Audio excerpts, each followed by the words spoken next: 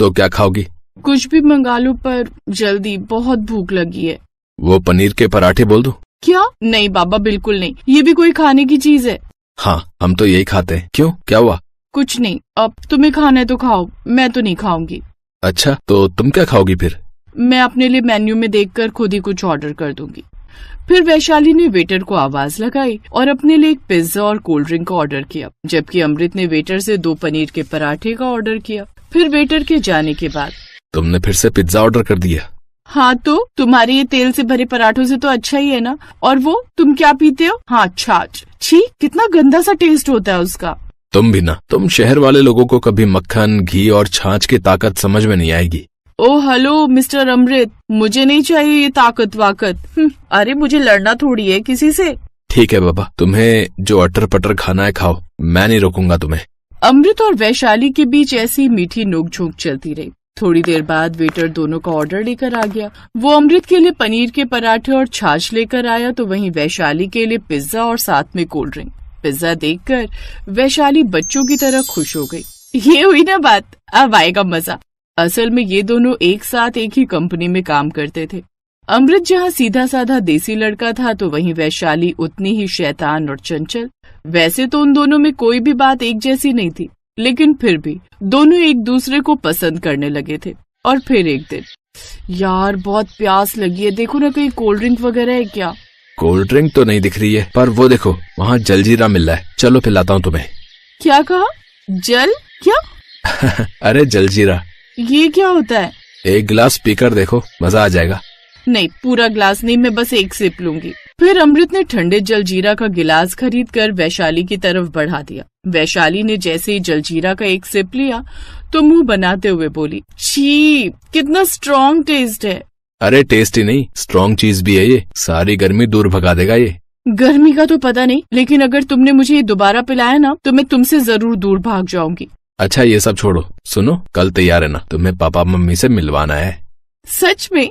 वैशाली और अमृत एक दूसरे से शादी करना चाहते थे और आखिरकार अमृत वैशाली को अपने माँ बाप से मिलवाने वाला था। अगले दिन अमृत ने अपने पिता किशन और माँ मंगला से वैशाली को मिलवाया। किशन और मंगला को वैशाली बहुत पसंद आई और फिर कुछ दिन बाद धूमधाम से दोनों की शादी हो गई। वैशाली, कल तुम्हारी पहली रसोई की रस्म निभाएंगे, तो तुम्हें कुछ अच्छा सा बनाना आता है ना? अरे आप फिक्र मत करो मम्मी जी, मुझे सब बनाना आता है। लो, ये तो बहुत ही अच्छी बात हो गई। मैं तो ऐसे ही परेशान हो रही थी कि पता नहीं वैशाली को कुछ बनाना आता भी है कि नहीं। फिर अगले दिन पहली रसोई की रस्म शुरू हुई। रसोई में वैशाली ने अपनी जरूरत का सारा सामान इकट्ठा किया और खाना बनाने में लग गई। और फिर कुछ घंटों के बाद, क्या हुआ वैशाली, कुछ मदद करूं क्या? नहीं मम्मी जी, बस 10 मिनट और सब कुछ हो ही गया है। अच्छा, ये तो बहुत अच्छी बात है। खाने की मेज पर अमृत और उसके पिता किशन और उसकी माँ मंगला बेसब्री से खाने का इंतजार करने लगे। तभी वैशाली ने एक एक कर बर्तन लाने शुरू किए। सभी बर्तन ढके हुए थे। अरे वाह, वैसे खाने में क्या बनाया है बहू? अभी पता चल जाएगा पापा जी। पहले बर्तन में बड़ा सा पिज्जा था, दूसरे में मंचूरियन और तीसरे बर्तन में नूडल्स और सूप बनाया हुआ था। साथ में कोल्ड ड्रिंक की एक बड़ी सी बोतल भी रखी थी। लीजिए पापा जी, शुरू कीजिए।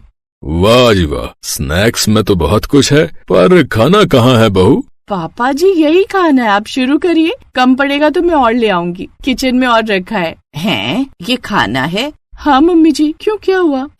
कुछ नहीं बेटा, तुम लोग शुरू करो, मैं बस 5 मिनट में आई, कुछ काम याद आ गया। सभी लोगों ने खाना शुरू किया। एक तरफ जहाँ वैशाली झटपट पिज्जा और मंचूरियन खाए जा रही थी, तो वहीं किशन और उसका बेटा अमृत बड़ी मुश्किल से वो चीजें निगल पा रहे थे। तभी थोड़ी देर में मंगला आ गई, जिसके हाथ में 2 प्लेटें थीं और उनमें दाल चावल थे। दाल चावल देखते ही किशन और अमृत के चेहरों पर राहत की मुस्कान आ गई। मंगला ने भी थोड़ा सा पिज्जा खाया और फिर उसने भी दाल चावल ही खाए। फिर शाम को, यार ये क्या बात हुई, मैंने इतने प्यार से सबके लिए खाना बनाया था पर किसी ने खाया ही नहीं। अरे तुम दुखी मत हो, एक्चुअली तुम जिसे खाना कहती हो उसे हमारे घर में स्नैक्स समझा जाता है। तो फिर खाना क्या है तुम्हारे यहाँ? खाने का मतलब दाल चावल, सब्जी, अचार, रोटी, खिचड़ी, पूरी, कचौड़ी, दही, घी, मक्खन, ये है हमारे यहाँ का खाना। माय गॉड, ये सब खाकर तो मैं बीमार पड़ जाऊंगी। उस दिन के बाद से मंगला पहले की तरह ही सबके लिए दाल चावल और रोटी बनाती और वैशाली अपने लिए कभी चाइनीज तो कभी डोनट्स। ऐसे ही कई दिनों तक चलता रहा। फिर एक दिन अमृत और वैशाली ऑफिस से घर लौटे तो दोनों ही बहुत खुश दिखाई दे रहे थे। क्या बात है बेटा, तुम दोनों बहुत खुश दिखाई दे रहे हो। माँ, मेरा प्रमोशन हो गया और साथ में वैशाली का भी। हाँ मम्मी जी, प्रमोशन भी हुआ और सैलरी भी बढ़ गई। इसी बात पर कुछ मीठा तो बनता है। हाँ भाई, क्यों नहीं, इतनी बड़ी खुशी की बात है, मीठा तो बनता है। ठीक है, फिर आप सब लोग बैठो, मैं कुछ मीठा लेकर आती हूँ। वैशाली झट से बाजार चली गई और फिर वहाँ से लौट कर, लीजिए पापा जी, सबके लिए मीठा। क्या लाई हो वैशाली? सबके लिए चोको लावा केक। है? केक? केक खाने का मन था क्या तुम्हारा बहू? अरे पापा जी, वैसा केक नहीं है, आप खाकर तो देखिए। सबने चोको लावा केक खाया और फिर थोड़ी देर बाद मंगला सबके लिए हलवा बनाकर लाई, जो सबने चाव से खाया सिवाय वैशाली के। ये बात वैशाली को फिर से बुरी लग गई। इसी तरह वक्त बीतता गया। वैशाली जहाँ खाने में जंक फूड ही खाती तो उसका पति और सास ससुर घर का बना खाना। फिर एक दिन आधी रात को, अमृत यार, मेरे पेट में बहुत दर्द हो रहा है। अरे क्या हो गया, सब ठीक तो है? पता नहीं, अचानक बहुत तेज दर्द उठा है। रात में शोर सुनकर मंगला और किशन भी जाग गए और वो सभी वैशाली को लेकर अस्पताल पहुँचे। क्या हुआ इन्हें? सर पता नहीं, कह रही है कि पेट में बहुत दर्द हो रहा है। घबराइए नहीं, मैं इंजेक्शन दे देता हूँ, आराम आ जाएगा। इंजेक्शन की वजह से वैशाली को थोड़ा आराम मिला और वो सो गई। उधर डॉक्टर ने अमृत को अपने पास बुलाया। देखिए, मुझे इनके कुछ टेस्ट करवाने पड़ेंगे क्योंकि मुझे ये मामूली दर्द नहीं लग रहा है। ठीक है सर, जैसा आप कहें। अगले दिन वैशाली के टेस्ट की रिपोर्ट्स आ गईं और फिर जैसा मुझे डाउट था वही हुआ। इनके लिवर में इन्फेक्शन है, वो भी बहुत ज्यादा। कुछ बाहर का खाती हैं क्या? हाँ डॉक्टर साहब, पिज्जा, बर्गर, तला भुना, फ्राइज और कोल्ड ड्रिंक पर ही तो जिंदा है ये तो बहुत गड़बड़ है। सीधा दाल चावल और खिचड़ी पर आ जाओ वैशाली, यही तुम्हारे लिए सही रहेगा। सर, पर मैं ये सब खाकर जिंदा कैसे रहूंगी? ये सब खाकर ही जिंदा बच पाओगी, समझी? डॉक्टर ये कहकर वहाँ से चले गए। उस दिन पहली बार मंगला ने वैशाली पर गुस्सा किया। अब तुम वही खाओगी जो मैं तुम्हें खिलाऊंगी, समझी? बस, अब आगे कोई जिद नहीं। सही कामा, आज से इसका पिज्जा विज्जा सब बंद। उस दिन के बाद से मंगला वैशाली को दाल चावल और खिचड़ी खिलाने लगी। शुरुआत में वैशाली घर के सीधे साधे खाने को देखकर मुंह बनाती, पर धीरे धीरे वैशाली को देसी खाना अच्छा लगने लगा और फिर तो वो खुद ही सबके लिए दाल चावल और रोटी सब्जी बनाने लगी। और इस तरह कुछ ही दिनों में वो पूरी तरह से ठीक हो गई। इस वीडियो को लाइक करें, हमारे चैनल को सब्सक्राइब करें, बेल आइकन जरूर प्रेस करें हमारी न्यू वीडियो सबसे पहले देखने के लिए।